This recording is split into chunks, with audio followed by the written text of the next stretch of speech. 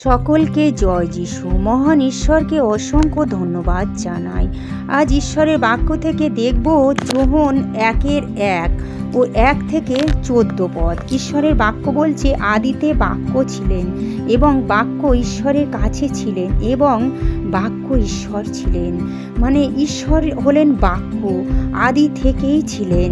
তিনি সেই বাক্য হলেন আমাদের প্রভু যীশু খ্রিস্ট, ঈশ্বরের বাক্য।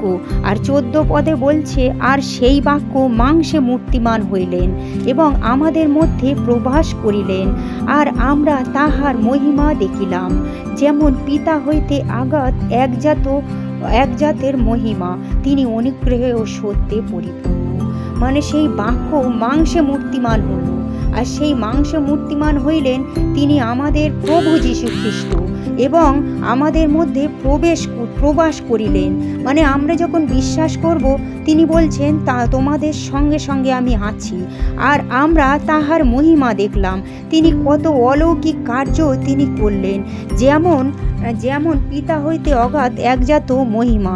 তিনি অনুগ্রহ ও সত্যে পরিপূর্ণ। মানে তিনি সত্য জীবিত ঈশ্বর। ঈশ্বরের কাছে আমরা এই ক্ষুদ্র মানুষ কেউ পৌঁছতে পারবো না, কিন্তু ঈশ্বর দয়ালু।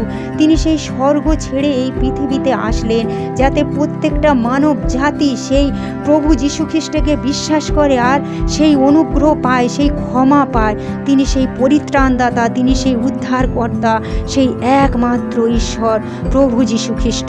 আমরা যখন তাকে বিশ্বাস করব, আমরা পাপের ক্ষমা পাব, অনুগ্রহ পাব। তিনি সেই সত্য জীবন্ত ঈশ্বর প্রভু যীশু খ্রিস্ট। জয় যিশু, হালেলুয়া, আমেন। যদি এই ভিডিও আপনাদের ভালো লেগে থাকে তবে লাইক করবেন, কমেন্ট করবেন, সাবস্ক্রাইব করবেন। আমেন।